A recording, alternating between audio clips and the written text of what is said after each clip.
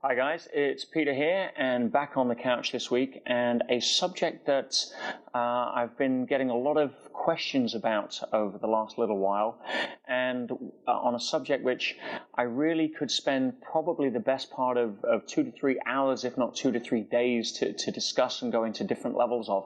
But ultimately we only have about 5 or 10 minutes here on the video, so I'm going to try and cover a little bit of insight for you that I think hopefully will shed some light onto how to make sense of this crazy word called love.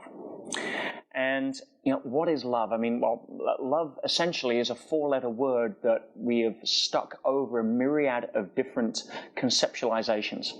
I love my dog. I love a massage. I love a pizza. I love my partner. There's one word means many, many different things, but the kind of love that I really want to talk about today is what I would call true love, real love, or at the end of the day, unconditional love. And unconditional love is something that unfortunately most people go to their grave never really experiencing because they never really figured it out. They never really understood. Most relationships, unfortunately, intimate relationships between two people are relationships that come together on a level of conditional love. When you get through the sort of honeymoon period of endorphins and serotonin and all of the biological happy juice that we tend to get when we fall in love as such, only to realize that over time the amount of marriages or long-term relationships that end up happier 10 years than the day they met or walked down the aisle, unfortunately, statistically, you could probably count on one hand out of the people that you know. So what is that? Because if I'm going to invest my life into experiencing the one thing that means more in the moment, the one thing that people have gone to war over, that people have died for, more than anything else throughout human history, is this crazy thing called love. So let's just talk about some distinctions around love versus unconditional love. The challenge that most people have is that our earliest memory is of conditional love. We start our life with our relationship with our parents. Our earliest memory, somewhere around about 4 or 5 years old, is already conditioned through about 3 years or so of conditional love. When a baby is born, it can do no wrong. It throws up over you, it poops, it keeps you awake at 2 o'clock in the morning, and that's fine because that's what babies do, and mothers, high on oxytocin and everything else, give love to that baby unconditionally, and we should. Without love, a baby will go into what medical terms is called failure to thrive syndrome. If it's not physically loved and physically given touch from a place of authentic contribution of caring, it will develop failure to thrive syndrome and ultimately be dysfunctional and likely end up dying. So unconditional love is something babies have to have. But there's a point between 1 and 2 years old when the baby has in the parent's mind enough understanding conceptually of interaction and communication, limited by language obviously, but enough to understand what the first word that most babies learn is, which is no.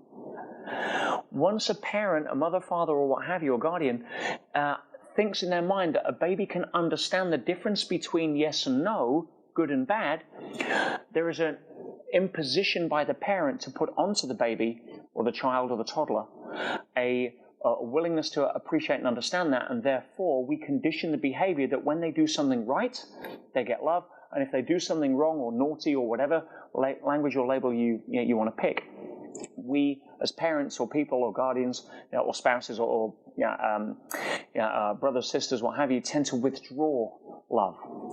And that is the basis of complete conditional love. It's what we grow up experiencing. It's our first memory. And predominantly, we spend the rest of our life projecting that impression of love into our relationships and into the people we say we then care about. So is that what love is? Because that kind of model of relationship tends to take people who come together beautifully and turn them ugly over time. We've seen it, if it's not in our own relationships or our parents, certainly people around us. So what is unconditional love? Well, unconditional love is exactly what it says on the tin. It's love without conditions. And the challenge is the model of relationship that most people get sucked into, even though they didn't vote on it, is a model of ownership. It's a model of imposition. It's a model that says, if I'm in a relationship with you, by very definition, I will impose on you the expectation to make me happy, the expectation that you will do and not do certain behaviors based upon my rules, that if you step outside of my boundaries, I will feel transgressed and therefore withdraw love from you. That isn't unconditional love. You can't have a lifelong relationship based upon that, based upon a level of containment. You see, by understanding unconditional love, it leads to a path not just of understanding, but of raising your level of skill set. Sorry, I'll rephrase that. By raising your level of consciousness. If you try and learn techniques on how to have a better relationship, most of them out there are teaching you how to work within the realms of conditional love. Oh, understand your partner, be more tolerant. This is what women really mean when they say this. This is how a guy really is. You know something? All of that stuff, 99% of all relationship books, relationship coaching, relationship experts are teaching people how to survive a model of conditional love. That's it. If you really want to come from a place of loving somebody beautifully, of holding a space for their greatness, it has to have its basis in non-ownership. It has to have its basis in saying, you know something? We abolished slavery in the 1800s in most countries. I have no rights over you. You're 21 and I'm, or over 21 and I'm not your parent. You want to go out clubbing at 2 o'clock with the girls? Then, what right have I got to say no to that? And if you're going to be disrespectful, you're going to be disrespectful regardless of whether I love you beautifully or not. And again, this is a subject that I could spend a huge amount of time in. I've got some really great insights from some great teachers and mentors. And one guy I'd encourage you to check out, Rory Kilmartin, a very good friend of mine. I bring him into my master's experience to actually teach relationships because he has such a depth of understanding of unconditional love. It's beautiful to listen to. But it ultimately comes down to this, that if I put my model of the world, my rules, my impositions, my sense of right and wrong onto or project that onto anybody else, then I step straight out of unconditional love into conditional love. If I come from a place of saying it is a privilege to be with somebody, to have them walk alongside me while I'm walking my truth, if that's their truth, then that's a different way of looking at life. That's a different way of understanding life, a different way of understanding relationships. Nelson Mandela, when he came out of prison after 27 years on Robben Island, forgave the people that put him there because he understood that unconditional love was the power to unite a country, not retribution, not now it's my turn to get my own back because you guys screwed me over and now I'm going to be in power and it's time for payback. None of that bullshit. It's coming from a place of, listen, I understand the power of unconditional love, as opposed to forcing somebody to fit my pictures because I signed a contract that says that I now own you for the rest of your life. We've seen how that works in modern society. Now, the challenge is most people, because they don't have access to unconditional love growing up, find it very hard to come to that place. It's not something that you can learn. It's something that you can get to through continuous levels of awareness and practice. But it's very hard for people to let go of that level of conditionality. And there's nothing wrong with that. It's a journey. Can you remember back when you were, let's say, 16? And those of you watching this that are 16, think back a little earlier. But when we were 16, we actually thought we had life figured out pretty well, didn't we? We thought we'd got our stuff together. Now, when we were 25, and we look back at when we were 16, what did we think of the way that we actually thought of the world at 16 from when we were 25? How much did we really know? Nothing. When we thought we got our shit together, we really didn't.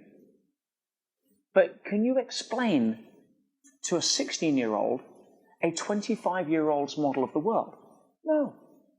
They can get an intellectual understanding and discount it immediately because they think they've got their own stuff figured out.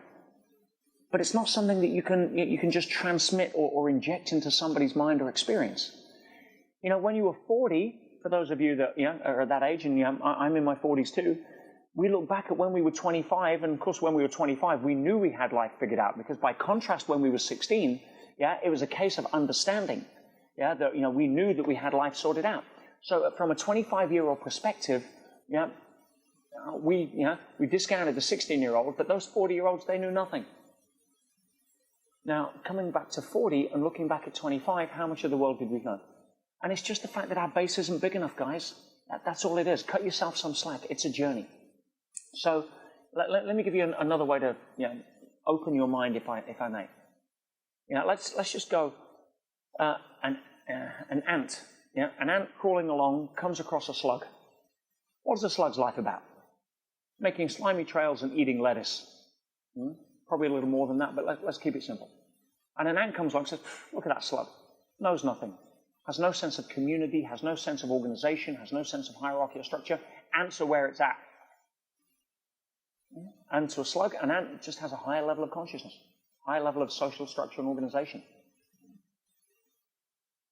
Then the ant crawls across the toe of a hen. And the hen looks down and says, freaking ant. What do ants know about life? Virtually blind, communicating autonomously through pheromones, walking off, serving a queen they've probably never met, just part of a structure, no independence. I'm a hen. I can stroll free. I can peck. I can hang out with other hens. Freedom of choice. Oh, what a life to be a hen instead of an ant. Now, is there any way that the slug can comprehend the life of an ant? No. Is there any way an ant can comprehend the life of a hen? No. Is it better or worse? No, it's just different. Can a hen conceptualize the fact that it's in a poultry farm?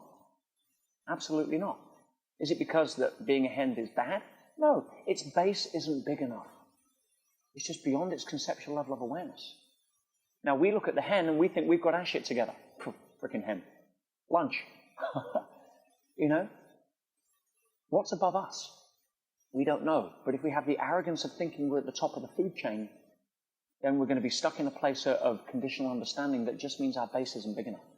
Unconditional love allows us a pathway to just appreciate and be grateful for the fact that there may be a bigger picture. We have no idea why we're here. The ant has no idea that it's crawling through an ant farm in a poultry farm, and the hen has no idea that the poultry farm is in a state in the US that we look at a bigger picture from a global perspective. It's just the way it is. We think we've got our shit together just as much as everything else. When we're 25, we think we know how the world works, and 16-year-olds know nothing. When we're 40, look back, same thing. So unconditional love is a progressive level of understanding and awareness that we may not get when we're 16, we may not get when we're 25, but the journey is there, and I'm encouraging you to have more tolerance for people in your life, to have less imposition, to have less death grip on how you think other people should or shouldn't behave. Because the more that we do that, the more we're setting ourselves up for a failure contract, which is what most marriages are, unfortunately, in today's society by statistics, rather than a contract for lifelong happiness. I'll sum up by saying this. What is the grand prize? Ever thought about that? What is the grand prize at the end of this game we call life? I don't have the answer, but I have an answer. And I also have an answer as to what it isn't. If you've ever spent time around people in a hospice, or people who know congruently that they have either hours, days, or weeks to live at the end of this journey, here's what I do know. They're not lying there on their deathbed or contemplating in the last moments or weeks of their life. Turning around and saying, please go and fetch me my mahogany-framed MBA certificate. They're not sitting there saying, please go fetch me a picture of the house I was, thought I strived for to buy, and then thought that was it on the pinnacle of achievement. Don't go get me a copy of the book that I wrote, unless it's something they were proud of and helps a lot of people maybe, but generally speaking not. No, it's none of that. Go get me the keys to my Ferrari. No, none of that. It's please go get me the people who I care about most. Please go get me the people, or look back and wish I'd spent more time building relationships of unconditional love, not being pissed off at people that didn't fit my pictures. That's the grand prize. That's where we're heading. None of this materialistic level of stuff. I mean, that's part of the game. We go play that game, but it isn't the outcome. It's not the grand prize. It's the booby prize. If we run through life, and I've spent time with elderly people, CEOs worth hundreds of millions, miserable as hell, looking back thinking, wow, all those business deals I did that I thought I was winning on, and my wife divorced me, she was having an affair, yeah, my kids don't speak to me, you know, one's on drugs in rehab. If I could go back, I would give every business deal and every cent of what I'm worth to really focus on what mattered, which is how do I increase the level of unconditional love, tolerance, and joy in my life, because that's really where it's at. Anyway, I'll leave you with those thoughts. And, you know, when you go and speak to somebody today that you care about, or even a stranger in the street, when you smile at them and they don't smile back, come from a place of non-judgment. They're having a bad day.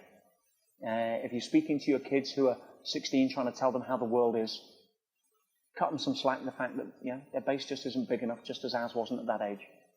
And love them anyway. If they want to run off and drop out of college and follow something, that's their path. But, you know, above all, focus on what matters. Unconditional love. Love your partner for their faults. I mean, could you imagine that? If you sat around and somebody, and they turn around to you and says, listen, I'm not perfect. Nobody's perfect. I'm going to screw up. I'm going to forget your birthday. There's going to be times where I'm going to be angry with you and short because I'm hungry, I've had less sleep. Hold a space for me for that. And if you can accept me and love me for all of that, better or worse, then you've got the basis of a level of love that most people don't get access to, because we're too busy judging people, too busy saying that you should fit my pictures, too busy saying that, you know, the relationship that, you know, you should have with me should look like this, and everybody else is doing the same. And if there's a gap in the middle where you overlap, that's the only place you live, but it gets smaller and smaller and smaller. Love you for who you are, love them for who they are, be okay with the fact they're going to screw up. Yeah, have them be okay with the fact we're going to screw up, and be okay with the fact that if they're not okay with that, it's okay. You know, and yeah, let's see if we can spread a little bit of love in the world. Let's see if we can run around with a magical love wand and hit some technicolor in a monochrome world where most people just never get access to following the grand prize. Anyway, on that note, I love you, I appreciate you, and, you know, go put a smile on somebody else's face.